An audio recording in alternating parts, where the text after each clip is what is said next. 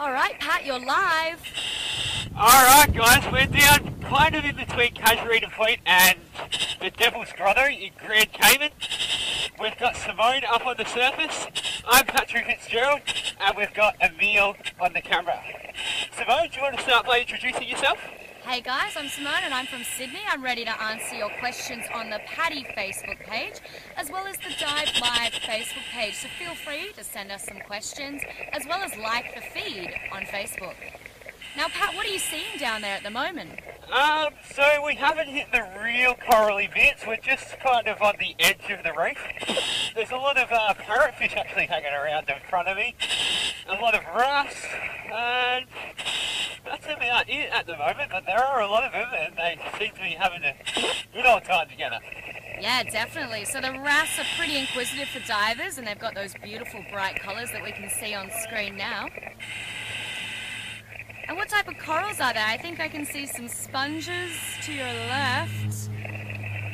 Absolutely gorgeous. Another beautiful day down here on the reef. We've been having pretty much 29 degrees and sunny every day since we've been here. It is just a paradise, this place. And it's an awesome place to dive. There's such clear waters, heaps of fish, heaps of coral. I'm excited to show you guys some stuff. I'm very jealous to not be down there with you. Now, is it nice and warm? What's the temperature down there today, Pat? Yeah, so we've got just a cheeky 28 degree water down here. It's almost like a hot bath. Sounds pretty good. Alright guys, so we've found ourselves a fire coral here. I'm going to try not to get close to this guy because they give a nasty sting if you touch them because of these little hairs that stick out of them. They stick out through pores, and that's why these corals are called millipora. Milli meaning 1,000 and pora meaning pores. That's exactly right, and they're actually kind of mislabeled as a coral. So fire corals are more closely related to hydroids and siphonophores, or what we know as Portuguese man-o'-wars or blue bottles.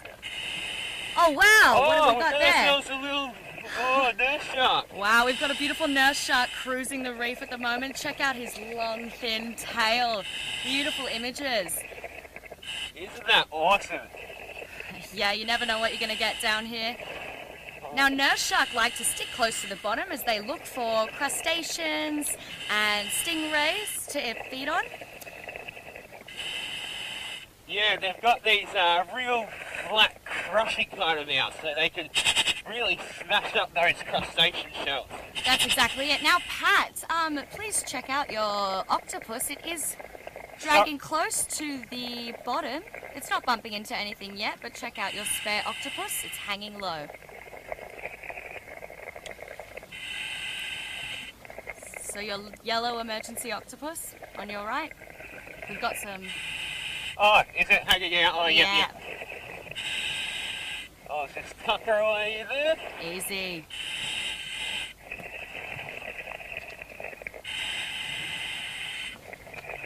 Alright, so we're still trying to kind of make our way through the corals.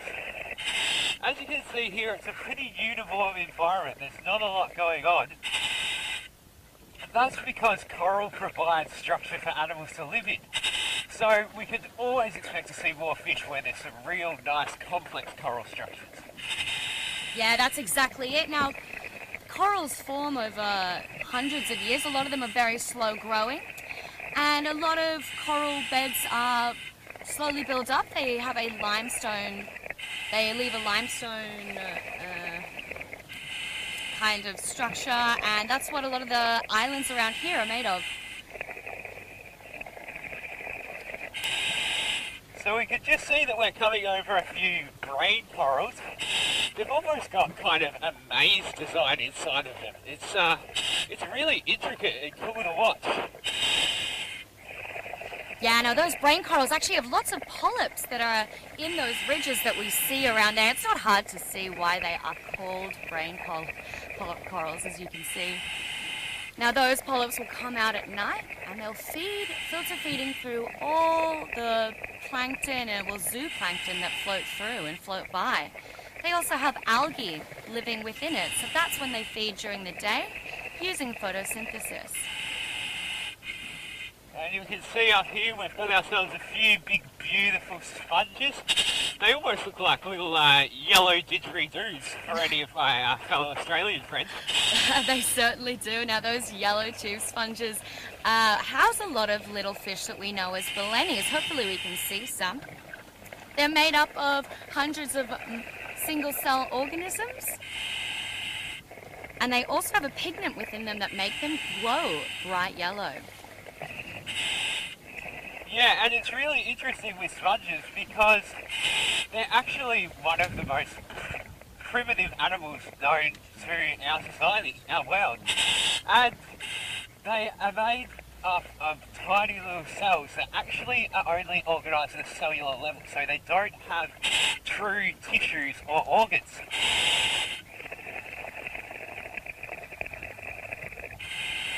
Oh, it looks like we're coming up to lots of big coral reef structures at the moment. Yeah, we can see we've even got an encrusting zoanthid here.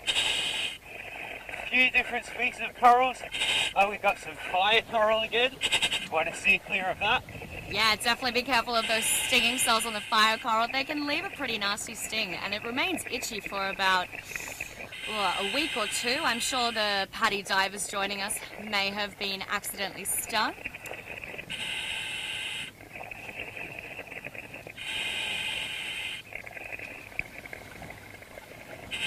Oh, lovely big parrotfish cruising around, probably looking for some algae to eat at the moment. Yeah, parrotfish are really abundant on this reef, and it's good to see a lot of herbivorous grazers hanging around. They really keep their reef nice and clean and tidy and make sure the corals don't get smothered by any algae or anything like that. So a good healthy ecosystem should have a lot of herbivores. Yeah, that's exactly it. They are definitely reef regulators, and they are some of the brightest fish on the reef. Now it looks like we've got some more fire corals on your left. Oh, and look at those blue chromas swimming around. With it looks like some cleaner wrasse, so that could be a cleaning station. Yeah, it looks like there's a lot of cleaning stations on this reef. Yeah, so cleaning stations are where the larger fish and some marine mammals come to get all the ectoparasites that can't dig into their skin to get them cleaned off. Most fish will visit a cleaning station pretty much every day, from 2 minutes to 20 minutes. Now, the more wounds or parasites a fish might have, the longer they stay on these stations. And the stations are a mixture of fish like wrasse or juvenile angelfish to even cleaner shrimp and crustaceans such as crabs. I think we've got a tarpon right in front of us, guys. Check that out. Yeah, Terry the tarpon's back once again. He just can't get enough of the camera, can he? Now, for those of you who have just tuned in, Terry the tarpon has visited us previous dives. He is a large, very shiny fish. They can grow about 1 meter and more. Now, they are amazing predators. They eat smaller fish, but they don't do any danger to humans. They like to cruise the shores and are active during the evenings. Now you can see they have a super streamlined body with a lot of muscle. They can reach pretty high speeds, and they have relatively good vision as well.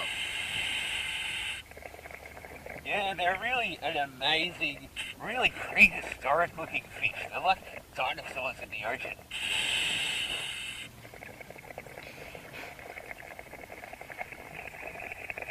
How are you feeling down there, Pat? Is it as beautiful as it looks up here? Oh, I'd say it's probably more beautiful, but I'm still glad that you can all be seeing this in the comfort of your own homes. How good is this? You don't even have to leave your house.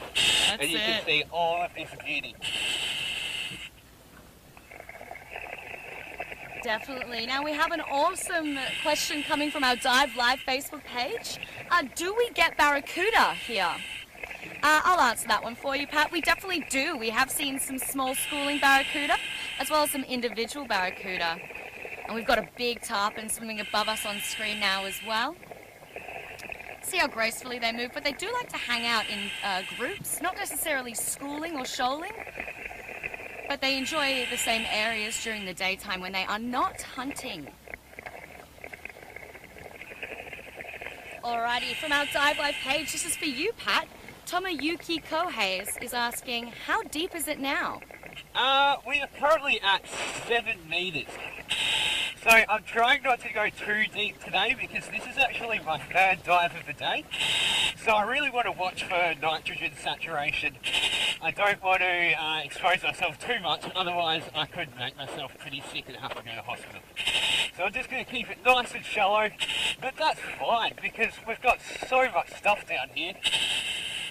That's exactly it, and a lot of coral love to live shallow because they are using their algae that are living inside of them, which photosynthesize, so they need that sunlight in the shallower areas. Oh, what have we got there? Is that a... It looks like a juvenile groper we've got here. A juvenile groper, beautiful. Alright, we've got a couple people coming in. Ian Rain is asking, where are we and who's on camera? Now, we are in the Grand Cayman Islands, in front of Don Foster's Dive Centre, and we have Patrick Fitzgerald from Adelaide, Australia on camera. He is our resident marine biologist. And I am Simone. I am from Sydney and a resident marine biologist as well, here to answer your questions that you post on our Facebook pages. We're just coming through a big, nice channel onto another bobby, or what's also known as a spur. So this kind of channel that runs through here, it collects the sand that comes when the corals start to break down. So the corals will break down, the sand will collect here, and then it runs right through this channel and over to this ledge that sits about 300 metres over that way. Then it's all going to fall to the bottom, reform as rock. Yeah, that's exactly it. Now that long, deep channel is one of the deepest parts in the Caribbean. And that's where we get long, big, schooling fish. And we also have another quick question from Jodie Hooper. She's asking, what type of benthic fish do we have? So benthic meaning hanging on the bottom. So we get a lot of blennies as well as you can imagine, stingrays around here. They like to sift through the sand, eating whatever crustaceans and arthropods they can get. Now we can see here this big rope-like structure coming out from the coral. I originally thought that this was a sea whip, which is a type of coral, but it's actually a sponge, and you can tell this because it's got all of these tiny little openings, which is what they use to actually breathe out. Well, if you can call it breathing. That's exactly it. Now we've got another question coming in. Is there a lot of current down there for you, Pat? Sorry? Is there a lot of current down there for you? No. So today is probably the worst current, I say worst current we've had since being here. There's actually really not that much current at all. We don't really get large currents here. That's exactly it. So the Caribbean is notorious for having beautiful, soft, flat, currentless water. So that makes it easy for us and means we can deliver 365 days diving for you. Now, Pat, do you think you should turn around and come home? Yes, I sure can. Are we running out of cable? Yeah, we certainly are. We've got to keep that cable tight on you guys. Can't let you run away into the ocean. All right, so a few people are asking, who's on camera? Who's on camera?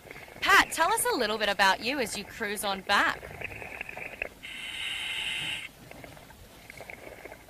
Sorry? Tell us a little bit about you, Pat. Okay, so my name's Patrick Fitzgerald. I'm a marine biologist from South Australia, and I studied at Flinders University. I did my honours there, and then worked there until I ended up here, and that's how I came to become here. That's amazing. Love it. And we're also getting a lot of questions about the lionfish here today. So yes, we have lionfish there. It is an invasive species though. Alright, so a lot of people are not sure how they got here. It's considered that they most likely came from ballast water from ships. Another way is from the aquarium trade. Now some novice aquarists may have been a little bit lazy and dumped their lionfish into the ocean where they have absolutely populated. Now they are amazing predators, as you can imagine, and they have nothing really trying to eat them because of their big spines. So they have been decimating some reef populations. Luckily, there is an active effort in the Grand Cayman to reduce the lionfish here by active hunting. And they are actually edible once you remove the spines, so the fish doesn't go to waste.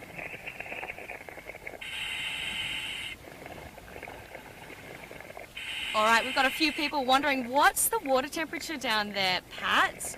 The temperature? Yes. It is still at 28 degrees Celsius.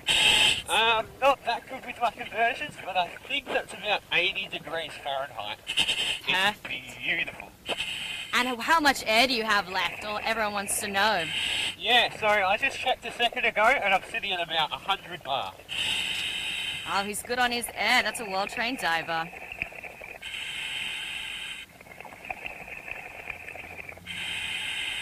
Now we can see it must be getting late in the day because a lot of these corals are starting to extend their polyps down here.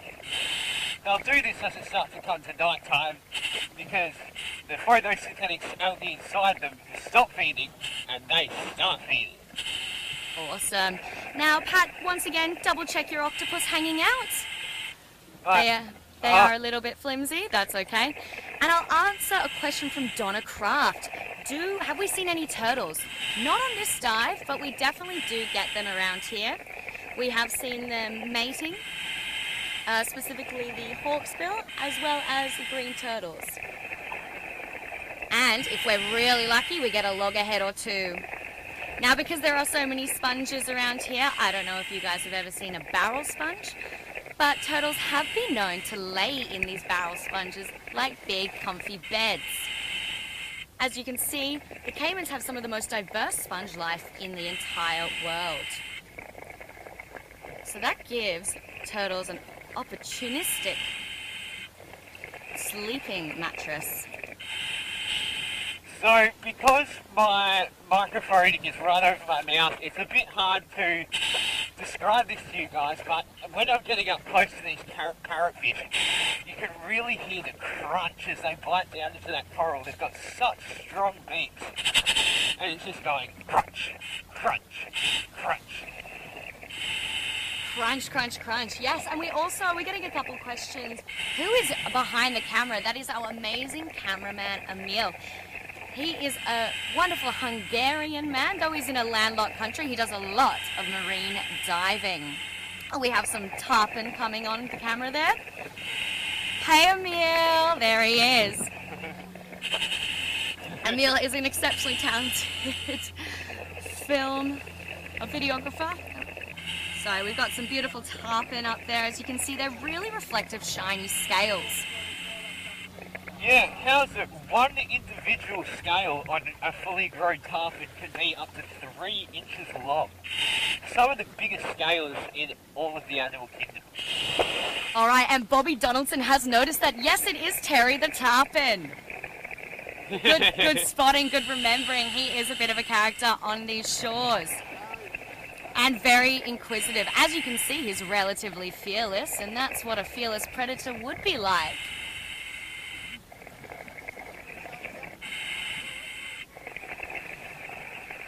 All right, and Paul Alloway, he's making sure that we have enough air to do our safety stop and surface with 50 bar. Well, Paul, we certainly do. We always keep our diving safe, and we end the dives at around 60 bar, as we are only diving to around 8 to 10 meters. So a slow ascent at 3 minutes, and a 3-minute safety stop will mean that Pat will be safe and sound, but thank you for checking. Yeah, it's good to know that you guys have my back out there. Yeah, 110%. Oh wow, look at this. We've got a big encrusting zoanthid here. This is a really, really big colony here. And then zoanthids are kind of like anemones. they're like anemones that form big mats, and so they'll often take the structure of the things that they're growing on. So if they're growing around a little boulder, then they'll take the shape of that boulder. If they're growing around, maybe they even might smother a coral, and so they'll take the shape of that coral. That's exactly it. We get lots of diverse shapes and colours, and I actually think behind that we saw a grunt. Now, grunts are striped, snapper-looking fish. There's a close-up of that zoanthid. And as you can see, the polyps are hidden away for that zoanthid, guys. Oh, and there's a cheeky squirrelfish hiding. Now you can see how big those squirrelfish eyes are. That's because they are nocturnal. All right, they have pretty good eyesight when the sun goes down. They're also that red color because they are nocturnal as well. It's very hard to see the color red in low-lit areas as well as underwater, as that's the first color to go, as many of you PADI divers will know in your advanced course. All right, Kathy Gordon is asking us, do hurricanes damage the coral? Well, Kathy, yes and no. A lot of the corals do face a lot of wind, a lot of waves from the high winds that hurricanes bring. But that's what corals function for. They are known, as you know, the Great Barrier Reef is a barrier reef. It is used to take the brunt of most environmental disasters, as it were.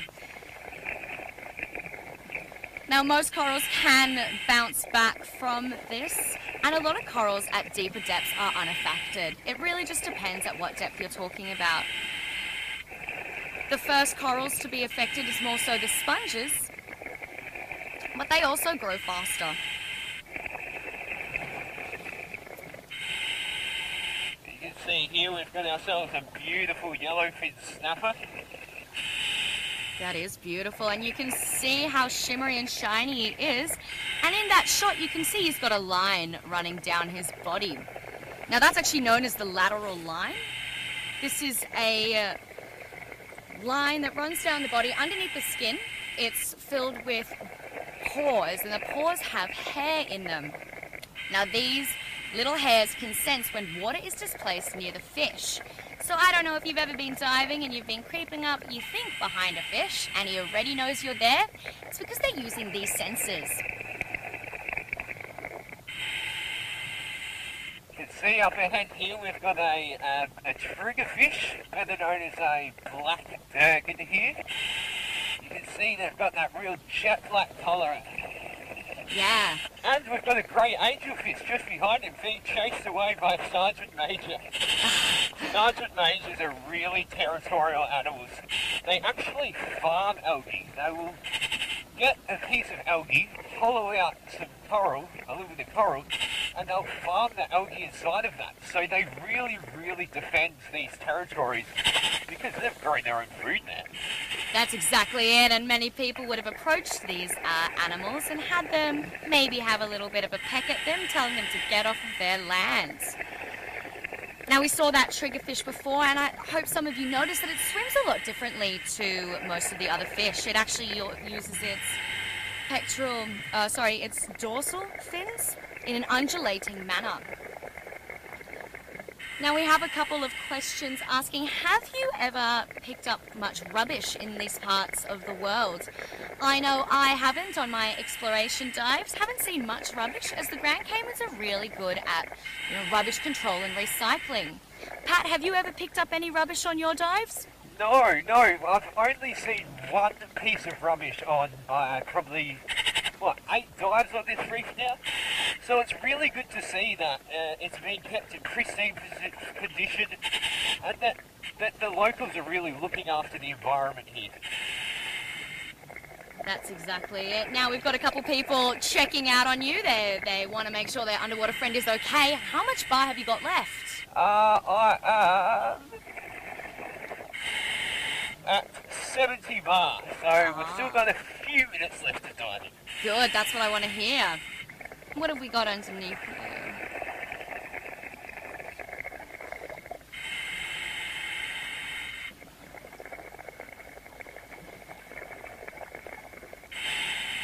Another cleaning station we can see here. All of these little blue chromas are sitting here waiting for a big fish to come along so they can kind of get themselves a feed. Yeah, exactly. Blue cramus love to stick together. And they are very visible. So most cleaner fish, you'll notice, are very, very bright. That's like signaling to everyone, hey guys, come over here. I'm ready to clean you. They have a kind of big deal with the larger fish. I'll clean you, you don't eat me. Sounds like a pretty good plan. Now, guys, you can see ahead of me, there's this jack swimming along. He's swam off now. We might still be able to see him. But he's jet black. Now, usually they're silver. But when they start mating, one of the pair will turn black. So I'm sure if we were to look around, we would find this guy's partner, who would be completely silver. Well, maybe they'd want to be left alone if they're in the mating period, I think. All right, we've got those blue tangs. Sorry, did I just cut you off then, Simone? No, please go ahead. What are they, Pat? So we've got a school of grunts here. And Simone, you actually know why they're called grunts, don't you? I do know why they're called grunts. It's a little bit obvious, guys. They do emit a really loud grunting sound. Now, a lot of people think that fish are silent. They are not. And a lot of new papers are coming out in the last few years saying that fish almost sing a morning chorus similar to the birds on the surface. Now, these grunts have long lines along its body. This makes it really hard for predators to zone in on them and attack them. It also helps them line up with their other comrades so they can school really efficiently.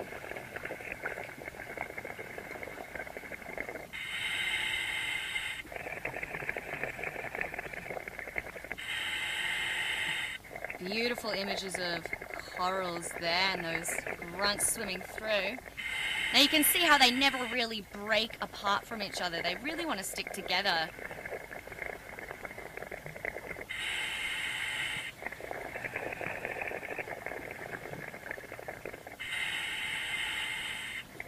So we've got another big school of Sergeant Major cruising through. There's some more rust around. The diversity of fish down here is so great to see. That's exactly it. Now we've got a question from Kashmira Bam asking, can we hear the fish sing? That's a really good question. There are some that we can. Grunts have been apparently, anecdotally, some divers have heard them, but they generally are at a lower frequency than what we can normally hear. We can hear underwater, though, the loud clickings of different types of shrimp, as well as loud scrapings from parrotfish. The underwater world is actually really, really quite loud. Yeah, you can almost think of the coral reef as a city for fish. There's things going around, there's always something happening, lots of sounds, lots of noises, lots of interruptions. It is really just like a big city. That's exactly it, and we do know that a lot of the corals and sponges have certain places on the reef that they like to grow. And that means that different fish are on different levels as well. So, it's similar to your high-rise buildings. There are some corals that are called condos, as certain fish have different levels that they like to inhabit.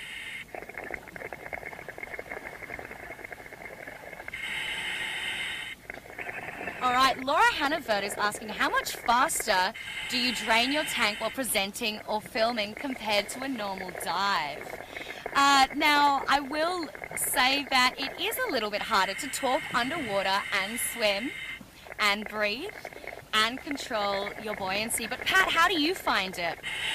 Honestly, it is a bit tricky, but that's why we're doing this beta testing phase. It's a lot to learn, but every dive I'm getting better at it. And I think, once this all gets going, it's going to be, a real treat for everyone. That's exactly it. Now, I think it's almost time to end the dive. Pat should be doing his 3-minute safety stop now. How does that sound, Pat? Yeah, so I'm going to say goodbye now, but we have 1 day left if you want to be a part of this exclusive beta testing phase.